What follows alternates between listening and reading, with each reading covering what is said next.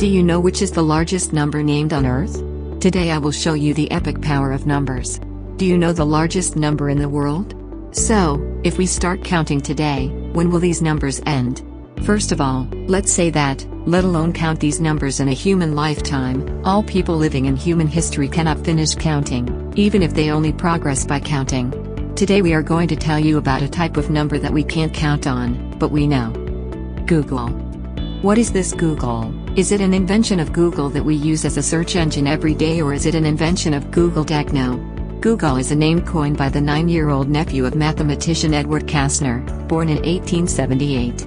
It means 10 over 100. For those who are not interested in mathematics, let's say that 100 is the number that deck as a result of repeatedly multiplying 10. Or, I might say, 100 zeros added next to 1.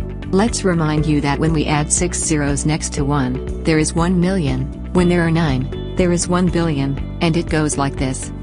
So, is Googol the biggest number? Of course not, things are just starting. A top number of Googol is Googolplex. Googolplex. We said on Googol that the number goes from 10 to 100. In Googolplex, this number is over 10 Googol. I mean, 10 over 100. They're very confused, aren't they? Don't worry, it's not so easy for the human brain to get that many numbers. All particles in the universe, so I'm not saying the galaxy and billions of galaxies, stars, planets, asteroids within all of atoms, in short, everything is thought to be between 1077-82 on the total number of 10. So, let's put Googolplex aside, even the number of Googols is more than all the particles in the universe. It's not the number value of Googolplex, even its zeros, which are put after 1, are more than particles in the universe. Googolplexian and Googolplexianth. Things are getting out of hand here now. We're talking about Googolplex over 10. Over 10 over 10 over 100 equals Googolplexian. Things have gotten so out of hand that we can get all their particles into it with this number, even if there are billions of parallel universes. Is that enough? No. There are over 10 Googolplexianth this time too. 10 over 10 over 10 over 10 over 10 over 100. Our perception is not enough to calculate this number anymore, and there is no possibility to calculate it anyway.